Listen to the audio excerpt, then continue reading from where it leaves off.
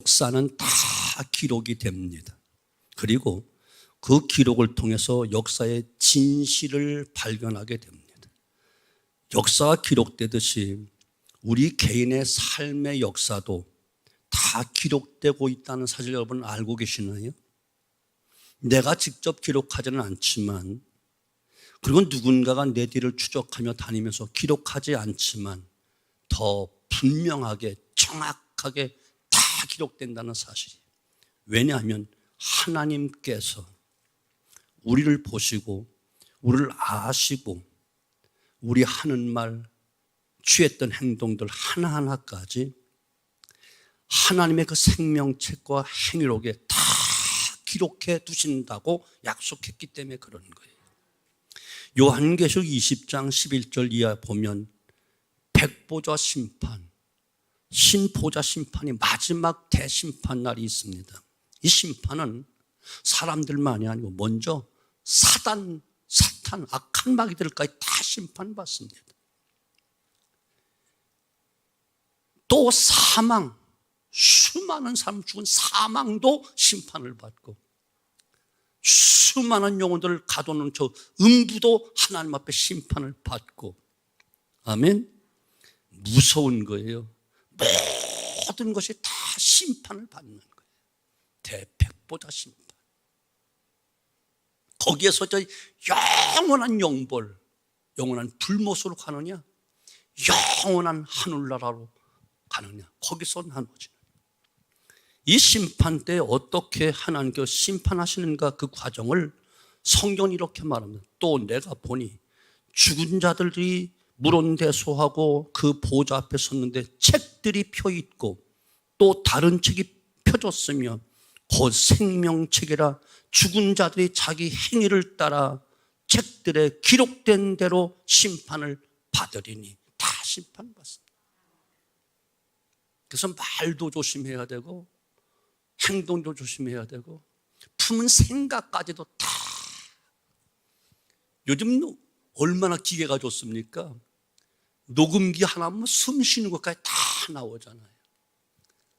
어떤 설교를 하면 그런 거 다 흠집 하나 다 잡아. 그만큼 정밀하게 사람이 만든 과학의 힘도 그렇다면 하나님이 만드신 그 모든 것을 얼마나 정확하게 했어요.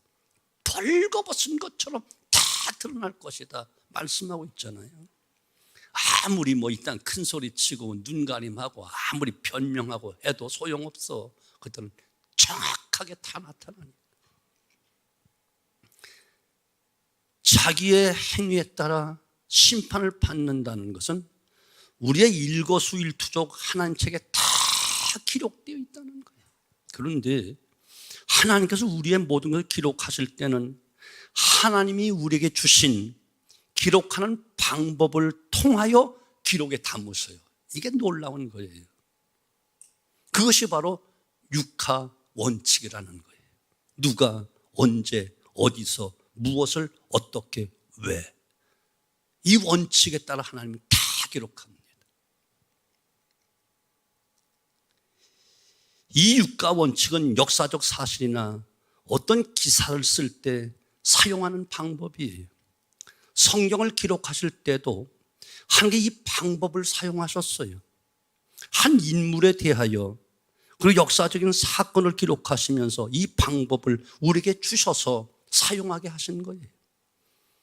그래서 성경을 이해하고 성경을 읽고 볼 때도 공부할 때도 가장 좋은 방법은, 정확하게 이해할 수 있는 방법은 바로 이 육가 원칙을 바탕으로 하여 보고 이해할 때 우리는 성경을 쉽게 깨닫고 이해하기가 좋습니다. 이해가 되시죠? 특별히 물론 우리가 언제 어디서 무엇을 어떻게 왜라는 순서대로 꼭 그렇게만 기록하셨다는 것은 아니에요. 순서가 바뀌기도 하지만 이 6가지 원칙 안에서 기록하셔서 하나님 당신의 뜻을 다 성경에 그렇게 드러내신 거예요. 그렇다면 앞으로 우리의 삶을 기록하실 때도 그렇게 기록하실 것이라 저는 그렇게 믿고 있습니다. 내가 언제 어디서 무엇을 어떻게 왜, 여기 따라 기록하신다는 거예요. 그러므로 우리가 이 기본 원칙을 가지고 살아간다면 우리는 하나님께서 원하시는 삶으로 나아갈 수가 있어요. 그래서 우리가 이 기본 원칙, 누가, 언제, 어디서, 무엇을, 어떻게, 왜 이 속에 우리 자신을 두고 앞으로 하나하나 돌아보는 것은 매우 흥미롭고 의미가 있고 가치가 있다, 그런 말이에요. 저는 이것을 생각하고 깊이 묵상하는 중에 이 의미와 중요성을 깨닫고 하나님께서 우리에게 주신 이 말씀을 얻게 되었어요. 저는 그래서 요즘 성경을 보면 또 설교를 들으면 그렇게 여기에 육가 원칙에 따라서 설교를 읽을 때, 볼 때 그렇게 하고 메모할 때도 그렇게 합니다. 우리 교회에서는 별로 사용을 안 했지만 안 한 것 같아도 사용하고 있고, 또 부흥회 갔을 때는 거기에 따라서 설명을 칠판 놓고 이렇게 설명을 해주면서 이렇게 하면 노인들도 알아듣기 쉽게 이해를 하더라고요. 물론 제가 잘한다는 것은 아니에요. 이 원칙에 따라서 하고 있다. 그러면 그들이 다 이해를 하더라 그러면. 오늘은 그 첫 번째로 누가에 대한 말씀을 통해서 우리 자신을 돌아보는 시간이 되기를 바랍니다. 그럼 이것이 누구죠? 나는 누구인가? 나는 누구인가예요. 내가 누구입니까? 우리가 이 세상을 살아가며 가장 먼저 찾아야 될 것은 우리의 정체성이라는 거예요. 곧 내가 누군가를 분명히 아는 것이 중요합니다. 나의 존재 가치를 명확히 하지 못하고 할 때는 매일 우리의 반복된 일상생활에 치여서 그냥 흘러가는 대로 살아갈 수밖에 없어요. 나의 꿈과 비전, 하나님 계획과 뜻도 다 묻혀버리고 이제 무감각하게, 무의미하게 다람쥐 쳇바퀴 도는 그런 인생으로 그냥 그렇게 살아가다가 지는 안개처럼, 지는 서양처럼 그냥 사라져가는 거예요. 모세가 한때 자신이 이스라엘의 구원자가 되겠다는 생각을 가져봤어요. 그의 나이 40대세. 그는 애굽에 있는 이스라엘 백성을 보면서 그들의 구원자, 그들에게 필요한 자가 되겠다 이렇게 생각을 했어요. 그러나 그때 모세는 자기 혈기, 자기 힘, 자기 지식, 그리고 왕자라고 하는 그 권세를 힘입어 야심을 가지고 구원자로 나타나려고 했어요. 그 야심에서 나온 꿈은 결국 자신과 이스라엘, 그리고 심지어 애굽 사람들에게 큰 상처만 남기고 자기는 쫓겨 도망가서 무대 뒤로 사라지는 그런 인생이 되어버리고 말았던 거예요. 그러기를 약 40년 동안에 미디안 광야 생활을 합니다. 모세로 하여금 모든 것을 다 앗아가 버리는, 없어지는 그런 삶을 살게 돼요. 물론 거기에 하나님의 깊으신 뜻이 있어서 하나님의 훈련과 뜻이 있었습니다만은 모세 스스로에게는 그 모든 것이 다 잊혀지고 다 묻혀지고 애굽의 부귀영화도 권세도 다 묻혀지고 없어지고 한낱 목동으로서 매일 반복된 그 삶을 연속적으로 살아갈 수밖에 없었어요. 그러한 모세를 하나님께서 호렙산 떨기나무 불꽃 가운데 부르십니다. 그리고 말씀하시죠. 이제 내가 너를 바로에게 보내요. 너로 내 백성 이스라엘 자손을 애굽에서 인도하여 내게 하리라. 출애굽기 3장 10절 말씀. 이 하나님의 명령에 모세가 소리를 치지요. 모세가 하나님께 이르되 내가 누구간데 바로에게 가며 이스라엘 자손을 애굽에서 인도하여 내리이까? 내가 누구이기에? 내가 누구간데? 자신을 잃어버린 모습이에요. 자기가 누군지를 모르는 모습이에요. 자기 자신 누군지를 알 수가 없어요. 자기 자신을 알 수가 없기에 자기 자신이 하는 일이, 해야 할 일이 무엇인지를 모르는 거예요. 잃어버린 40년이었습니다. 물론 거기에서 하나님 훈련시키는 하나님의 작업이 있었지. 목자로서 양을 치는 과정에 미디안 광야의 그 험난한 장소 하나님은 모세를 은밀하게 강하게 훈련을 시킵니다. 그러나 이것을 전혀 알지 못하고 광야에 묻힌 모세의 40년은 자신이 누구인지를 모르는 그런 시간으로 보내고 있는 거예요. 하나님께서 모세를 일깨우십니다. 힘들게 깨우십니다. 물론 하나님이 힘든 것이 아니고 모세가 힘들게 어렵게 겨우 깨달았다 하는 그런 의미예요. 자신이 누구인지 깨달을 때 비로소 그는 하나님을 더 분명하게 깨닫게 되는 거예요. 그리고 그 말씀 앞에 순종하게 되고 하나님의 의를 이루는 하나님의 종이 되는 겁니다. 그래서 내가 누구인가를 아는 것이 그만큼 필요하고 중요한 거예요. 내가 누구인지 알 때 우리는 하나님의 의를 이루는 삶을 향해 믿음으로 한 걸음 한 걸음 옮겨나갈 수 있기 때문에 그런 거예요. 베드로가 자기 자신을 몰랐어. 어느 날 주님께서 깊은 데 가서 그물로 고기를 잡으라. 그 선생이여 말씀에 의지하여 그물을 내리다. 갑자기 밤이 낮도록 수고에 낚은 것이 하나도 없던 그 순간 말씀에 순종해서 고기를 잡았는데 얼마나 많이 잡혔는지 깜짝 놀라. 그때 자신을 발견한 거예요. 주여 나를 떠나 나는 죄인으로 소이다. 비로소 자신을 발견하게 됩니다. 이사야가 우시아 왕이 죽던 해에 왕족 주신 이사야가 좀 안타까운 마음으로 성전에 올라갔을 때 평상시로 들어갔고 올라갔겠지만 우시아 왕 사춘형이 죽었으니까 답답한가 52년 통치하던 왕이 죽었으니까 왕조로서 부담을 가지고 진실된 마음으로 성전에 들어갔다가 천상의 예배를 보는 거예요. 화로다 나여 죽게 되었도다. 자기가 죄인인 것을 발견하게 되는 거예요. 사랑하는 성도분, 나는 누구인가? 이 광야에 살고 있는 나, 지구촌에 살고 있는 나는 누구인가? 전에도 이런 의미로 설교를 했어요. 내가 누구인가를 알아야 하나님을 알게 되고 하나님이 누구인가를 알아야 내가 누구인가를 알고 내가 할 사명을 찾는다니까. 왕 대신 하나님을 바로 알아야 신화된 내 모습을 발견하게 되고 나는 그분께 충성해야 된다 내 사명을 찾는 것이고, 아버지 대신 하나님 바로 알아야 자식된 내 모습을 찾게 되고 그분에게 효도하는 내 사명을 찾게 되는 것이고, 이해가 되시죠? 신랑 대신 예수님을 바로 알아야 신부된 내 모습을 찾고 그분을 사랑하게 되는 것이고, 모든 것이 이렇게 하나님을 발견해야 내 자신이 정확하게 보여지고 내 자신을 정확하게 하는 내가 할 일을 찾게 되는 거라고. 그래서 베드로는 배와 금을 다 버려두고 주님의 뒤를 따른 제자가 되고, 이사야 선지자는 즉시 하나님의 거룩한 부름받아 내가 여기 있나이다 나를 보내소서라고 하면서 험난한 선자의 길을 걷고 마지막은 톱으로 켬을 당하여 순교를 당한 순교자의 그 길을 당당하게 걸어가잖아요. 사랑하는 성도 여러분, 나는 누구인가? 이 광야 같은 세상에 살고 있는 나는 누구인가? 오늘 말씀을 우리에게 내가 누구인가 일깨워주는 말씀이에요.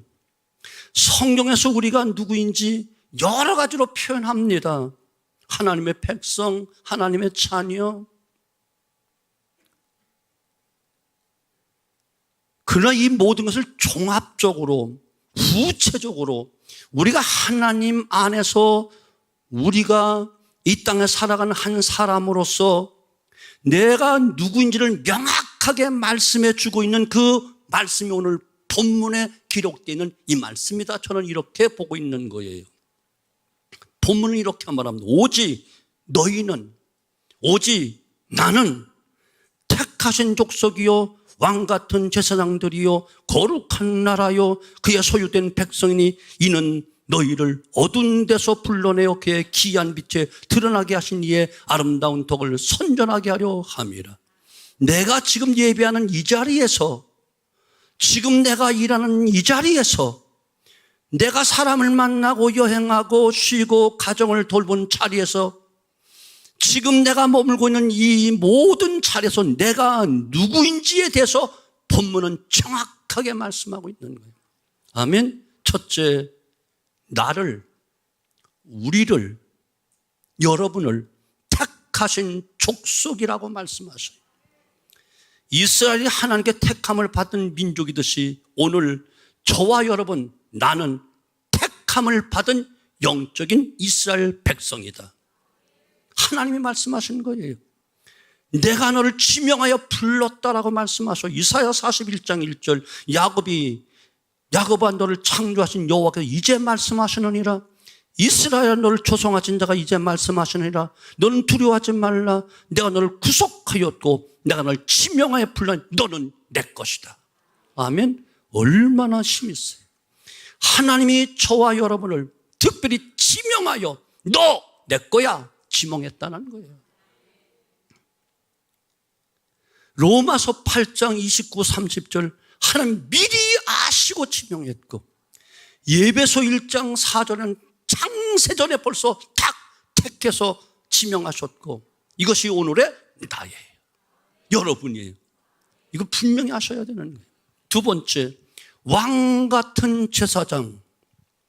왕과 제사장은 선택받은 사람만이 되는 거예요. 아무나 왕 되고 싶다고 되는 게 아니고, 제사장도 아무나 되는 게 아니에요. 바로 예수 그리스도 안에서 나는 예수 그리스도와 함께 왕 노릇하는 나다. 여러분 옥체 보존하십시오. 여러분 왕입니다. 왕 노릇할 자입니다. 왕의 신분을 가졌고 그 제사장 신분을 가진 거예요. 구약시대에 하나님께 홀로 나아갈 수 있는 사람은 구약시대에 아무도 없어. 오직 제사장밖에 없었어요. 그 제사장의 신분을 우리는 하나님 앞에 지금 직접 나와서 예배하고 기도하고 찬양하고 영광 돌릴 수 있게 된 거야. 이해가 되시죠? 이를 가리켜 만인 제사장이라 이렇게 이야기하는데, 이 말씀은 종교개혁의 핵심적인 사상 가운데 하나인 만인 제사장설이 바로 여기서 나온 것이에요. 이제 예수 그리스도께서 십자가에 달리심으로 완전한 희생대물이 되셨기에 주님께서 십자가에 죽으실 때에 성소의 휘장이 위로부터 아래로 쫙 찢어짐으로 하나님의 지성소에 우리 다 올라갈 수 있고 들어갈 수 있는 놀라운 특권을 주신 거예요. 곧 우리가 직접 하나님께 대면하여 아빠라고 불러도 되고, 하나님의 넘치는 은혜를 다 받을 수 있는 자격을 소유하게 된 거예요. 곧 내가, 여러분이 제사장같이 하나님께 직접 나와 주님 앞에 무엇이든 다 구할 수 있고 요청할 수 있고 청구할 수 있고, 아멘, 당당하게 나올 수 있는 거예요. 그래서 이제 우리는 직접 하나님께 구하고 드리고 말씀 받고 또한 말씀을 직접 읽을 수도 있고, 하나님 이것을 다 그대로 다 맞아주십니다. 구약시대 대제사장이 백성들의 재물을 가지고 들어올 때 받아주시지, 이제 우리가 직접 내 문제를 가지고 내 죄를 가지고 내 소를 가지고 당당하게 하나님 앞에 나아갈 수 있는 놀라운 특권을 갖게 된 거예요. 아멘? 이해가 되시죠? 그분 앞에 나아갈 때 하나님께는 반갑게 맞이하십니다. 왜? 하나님과 이제 통할 수 있는 긴밀한 관계를 가질 수 있는, 시편 25편 14절 하나님과 친밀한 교제를 갖는 친밀함, 소드의 관계가 되었어. 1급 비밀도 이야기할 수 있는 관계가 되었어. 그러니 우리만 나타나면 어서 와 어서 와. 뭐 할 말 있니? 해봐봐. 밤이고 낮이고 상관없이 얼마나 좋아하시는지 이 관계가 됐다니까. 아멘. 기도하러 올라갑시다. 예배하러, 아이고 싫어요 무서워서 못 가요. 그건 옛날 이야기야. 구약시대 이야기야. 그래요? 하나님 직접 통할 수 있어요? 내 소원 내 아픔 다 알 수 있고요, 내가 원하는 걸 구할 수 있죠. 은밀한 속에 다 들어주시죠. 그런 좋은 관계가 되었죠. 얼마나 행복한 거예요. 이것이 왕 같은 제사장이라는 거예요. 아멘. 누가? 왜 그래? 다시 또 돌아가. 역사는 기록됩니다. 내가 그렇다는 거야. 내가 누구라고? 왕. 그 우리 옛날 어린이 복음송에 왕, 나는 왕자야, 나는 공주야. 그 복음송이 진실로 신앙 고백인 거예요. 세 번째는 거룩한 나라라고 말해요. 이것은 하나님께 쓰임받을 수 있는 존재라는 거예요. 하나님께 쓰실 때는 반드시 구별되어야만 쓰는 거예요. 처음 난 것, 온전한 것, 가장 귀한 것을 거룩하게 하시고 사용하셨어. 그런데 이제는 하나님이 우리를 마음 놓고 쓰실 수 있는 존재로 만들어 주었어. 어떻게? 처음 난 것, 온전한 것, 가장 귀한 것으로 거룩하게 하시고 사용하시는데 우리 스스로 안 되니까 예수님의 보혈로 거룩하게 하시고 흠이 없게 하시고 하나님께 쓰임받으신 자격 존재로 만들어 주신 거예요. 거룩한 나라라는 말이 바로 그런 거예요. 그렇게 쓰임받으신 존재라는 거예요. 네 번째, 그의 소유된 백성이라고 말해요. 가치를 이야기하는 거예요. 소유된 이 말은 대가를 지불하고 취득했다는 거예요. 여러분, 그냥 구원 죽은 거 아니에요. 우리는 값없이 받았지만 하나님은 엄청난 대가를 지불하고 획득하신 거예요. 누구를? 독생자 아들의 생명, 피, 그를 다 지불하고 우리를 사오셨다니까. 보통이 아니야 이게. 다시 쉽게 말하면 예수님 당신을 희생하고 얻은 만큼의 가치를 가진 백성, 그런 존재라는 거예요. 그만큼 가치가 있는 사람이라는 거예요. 누가? 내가, 우리가. 아멘. 이것이 십자가에서 예수 그리스도 안에서 우리의 존재, 나의 존재라니까. 이것이 오늘의 나인 거예요. 여러분인 거예요. 이것을 믿으셔야 돼요. 이건 보통 문제가 아니라니까. 이것이 바로 나라니까.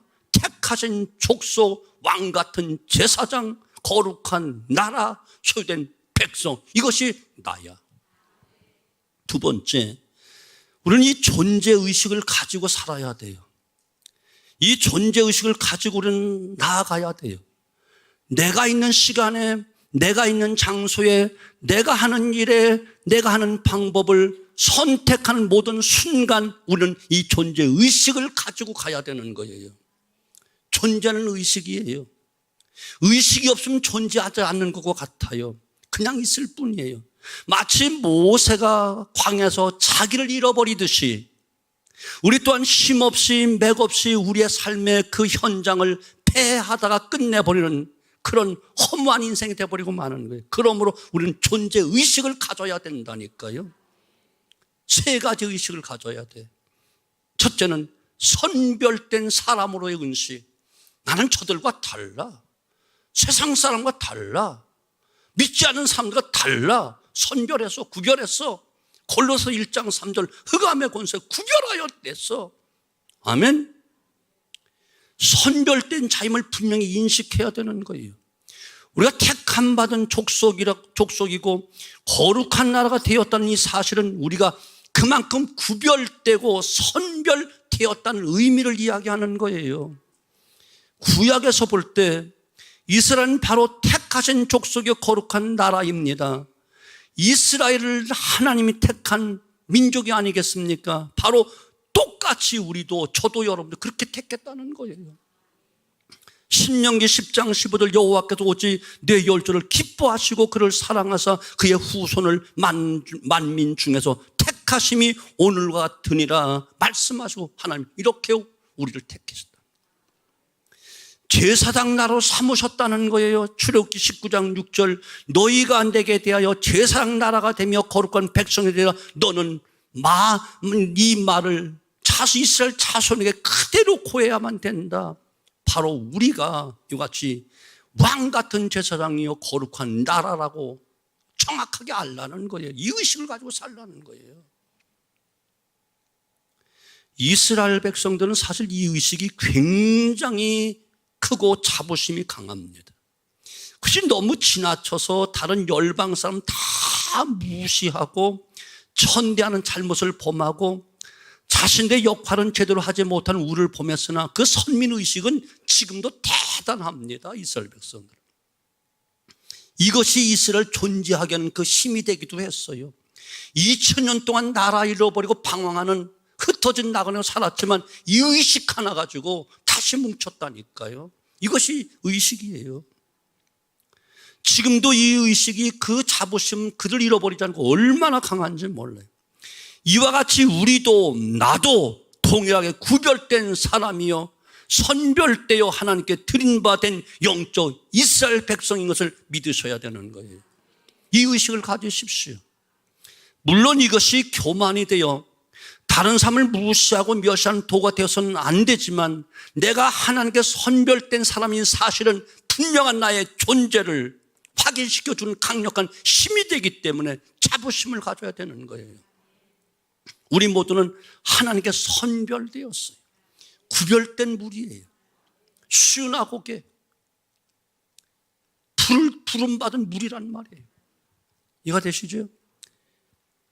이 선별됨은 나도 모르는 일에 그냥 막연히 선별된 것이 아니고 하나님 나라의 사람으로서 하나님의 일을 위하여 특별히 창세전에 벌써 하나님이 선별하여 구별하여 그렇게 훈련시킨 거야. 마치 모세가 광야에서 미디안 광야에서 자신이 누군지도 모르게 그냥 막연히 하루하루 살아가는 것 살았겠지만 하나님 그 속에서 모세를 철저하게 훈련시켰듯이 저도 여러분도 세상에서 우리가 태어나서 그렇게 막 똑같이 살아가지만 벌써 하나님은 창생 택하셨고 때가 되면 부르시고 우리를 영화롭게 그때부터 훈련시키신 거예요. 이게 보통 일이 아닌 거예요. 이 의식을 잃어버리지 않을 때 나의 소중함을 알아. 내 존재감을 알아. 그리고 나를 더 분명하게 세워주는 거예요. 그건 내게 주어진 일을 하고 내게 주어진 삶을 살 때 우리는 더 큰 의미 가운데 일하고 자신감을 갖고 당당하게 할 수 있는 거예요. 아멘. 선별된 사람이다. 여러분 구별된 사람들이에요. 아무렇게 살 사람이 아니에요. 특별히 구별했어요. 두 번째, 성직자 의식을 가져야 돼요. 우리는 왕 같은 제사장이라고 하는 것은 우리가 스스로가 곧 성직자다 이런 말이에요. 이제 우리는 하나님 앞에 나아가신 제사장이 되었어요. 제사장은 하나님과 사람을 연결한 그 일을 하는 자들이잖아요. 하나님을 알지 못하는 하나님과 사이가 멀어진 사람을 하나님 가까이 인도하는 사람이 곧 제사장이 하는 일이야. 그 죄인의 모든 죄를 다 짊어지고 피를 가지고 하나님께서 화목하게 하는 그런 일을 하니까 그가 직접 하나님 앞에 나아가 제사를 드리고 죄 용서함을 구하고 하나님의 사람, 하나님과 사람 사이에 중보 역할을 하는 것이 바로 성직이라니까요. 이 역할을 하나님께서 우리에게 다 주신 거예요. 이제 여러분은 성직자입니다. 따라 성직자로서 우리의 삶의 현장에 나가서 하는 일, 하고 있는 말, 삶은 성직자의 삶을 살아야 되는 거예요. 물론 직업상 성직자 따로 있습니다. 오늘날 목회자가 바로 그 직업이에요. 목회는 직업상 목회를 하는 전문 직업인으로 성직자입니다. 그러나 만인 제사장인 의미에서 볼 때 우리 모두가 바로 성직자요. 우리가 하는 모든 일이 성직인 것을 믿으셔야 돼요. 이해가 되시오? 다 성직이야. 거룩한 일이야. 이 의식을 가져야 돼요. 나는 주방에서 국수 삶는데 대단한 성직이야. 화장실 청소하는데 대단한 성직이야. 아멘. 교사들 대단한 성직이야. 자부심을 가지고 해. 여러분이 성직 의식을 가지고 우리의 일을 하고 그 속에서 복음을 전할 수 있다면 얼마나 복된 일이겠습니까? 이 성직자 의식을 가지고 일하고 성직자 의식을 가지고 살아가야만 되는 것이 우리 성도의 삶인 거예요. 그렇다면 우리는 내 중심이 아닌 하나님 중심으로, 내 뜻이 아닌 하나님 뜻대로 살아가려고 무던히 노력하고 살아가게 되어 있는 거예요. 마지막 한 가지, 나의 가치의식을 가지고 살아야 돼요. 여기 소유된 백성, 이 말은 하나님께서 희생의 대가를 다 지불하고 얻은 백성이라는 의미예요. 우리 싸구려가 아니에요. 그 대가가 무엇이지요? 십자가였어요. 십자가를 주님이 지실 만큼 나의 가치가 있다, 그런 말이에요. 나를 대신해 죽으실 가치가 있었다는 거예요. 싸구려가 아니에요. 여러분 자신의 가치를 어느 정도로 보고 계시나요? 제가 개척할 때 교회 짓는 게 너무너무 소원이었어. 200에 15만 원 가지고 월세방 사느니 어느 천년에 교회를 땅을 사서 짓겠어. 12주년에 우리 교회 짓게 해달라고 기도하는데 어림도 없지 누가 내 몸을 값을 매겨봤어. 내 눈을 판다면 얼마일까? 내 장기를 판다면 얼마일까? 이것이 교회를 짓고 교회를 땅을 사고 교회를 지을 수 있는 돈이 될 수 있을까? 될 수 있다면 그렇게 해서라도 나는 교회를 짓고 싶다. 그래서 솔직히 그다음 장기 매매 그런 것들이 막 화장실에 가면 막 붙어 있고 신문에 나도 그래가지고 그걸 봤다니까 나는 교회 짓고 싶어서 내가 교회를 지음으로 이 땅에 교회가 하나 생겨지고 한다면 나 하나 죽어도 어차피 죽을 건데 상관없지 하면서 그걸 계산했어. 그래도 하나님께서 그 중심을 보셨는지 내 장기 팔지 않고도 하나님 귀한 방법으로 오늘 여러분 예배드리게 하셨다니까. 그래 나는 교회만 이야기하면 막 한 바퀴처럼 못 다가도 교회 이야기하면 나는 바른 눈물 쫙 흘릴 수 있어. 너무너무 교회에 대한 사랑이 있기 때문에.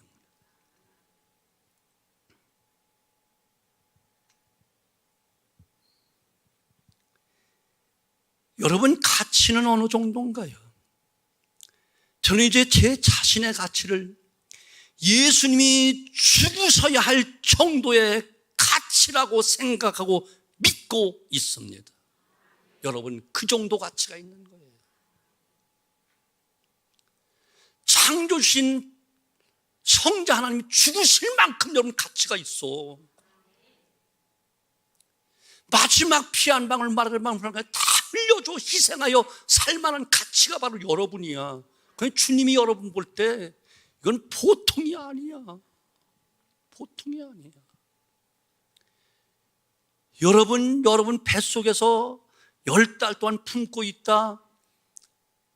내 배에서 내 속에 난 그 자식을 보면 여러분 무엇을 느끼나요? 나는 못 먹어도 돼. 너는 먹어야 돼. 나는 못 입어도 돼. 너는 잘 입히고 싶어. 부고를 해서라도 너를 가르치고 싶어. 이거 부모 심정 아니겠어요? 부모는 다 그래. 아버지는 조금 달라. 엄마가 더 진해. 자기 뱃속에서 안 났으니까 그런 거예요. 우리 주님께서 마지막 피 한 방울 다 쏟아가면서 왜 참으셨는데요? 왜 고통과 아픔과 수치와 모든 것을 왜 견디셨는데요? 저와 여러분을 살려고. 얼마나 보배로운지 성경은 내가 보배롭다, 존귀하다, 내 눈에 넣어도 아프지 않단다. 이것이 오늘 나를 향하신 주님의 고백이야. 잘하면 태견스러워. 어떻게 그렇게 잘할 수가 있니? 세상에, 험악한 세상 속에. 조금 잘못하여 쓰러지고 넘어져도 괜찮아. 내가 그래도 다 값을 지불했어. 다시 하면 돼요. 다시 시작하면 돼. 기운내. 이것이 주님이라니까요. 아멘. 사랑하는 성도분, 바로 십자가의 가치가 여러분 가치. 그 성경은 천하를 주고도 바꾸지 않는다 말씀. 여러분 새끼를 천하 주고 바꾸겠어요? 안 바꾸지요. 나를 위하여 모진 고난을 당하셨고 나를 위해서 죽으셨습니다. 내가 그만큼 가치가 있기에 하나님께 나를 위해서 독생자 아들을 희생시켰고, 예수님은 나를 그만큼 사랑하시기 때문에 마지막 피 한 방울, 마지막 물 한 방울 다 쏟아주셨어요. 내가 내 자신을 사랑할 수밖에 없는 이유가 바로 이거야. 못 배운 거 상관없어. 장애가 있는 거 상관없어. 주님이 나를 사셨기 때문에. 사랑하는 사람은 여러분은 누구입니까? 아니, 나는 누구입니까? 하나님께서 여러분을 선별된 사람으로 어느 곳에서든 하나님을 만나고 하나님의 일을 왕 같은 제사장으로, 그리고 자신을 희생하면서까지 살리셔야 하는 가치 있는 존재로 사셨다니까요. 이제 우리는 언제, 어디서, 무엇을, 어떻게, 왜, 이 질문과 함께 시작하고 일해야 하는 이 모든 자리에서 이 의식을 가지고 살아가야만 되는 거예요. 그렇게 살아갈 때 저와 여러분이 이 땅에서 하나님의 뜻을 이루는 주인공으로 살 수 있기 때문에 그런 거예요. 그 주인공의 삶을 하나님이 너무너무 기뻐서 소상히 다 기록하신다는 거예요. 물론 때로는 부족할 수도 있고, 때로는 우리 스스로 실망할 수도 있고, 지치고 피곤할 수도 있고, 다시 쓰고 다시 찍고 싶은 사진 같을지 모르지만 하나님께서는 이러한 의식을 가지고 살아가는 우리를 기쁘시게 받으시고 성숙한 삶을 향하여 오늘도 또 천국인 이끌어 가시는 성화 구원을 만들어 가시고, 어느 순간 주님 오시는 그날, 대백보자 심판이 있던 그날 영화 구원으로 완성되어 영원한 하늘나라로 상속되고 영광 보좌에 함께 앉게 되는 큰 은혜가 있을 줄로 의심 없이 믿습니다. 나는 누구인가? 당신은 누구인가? 기도합니다.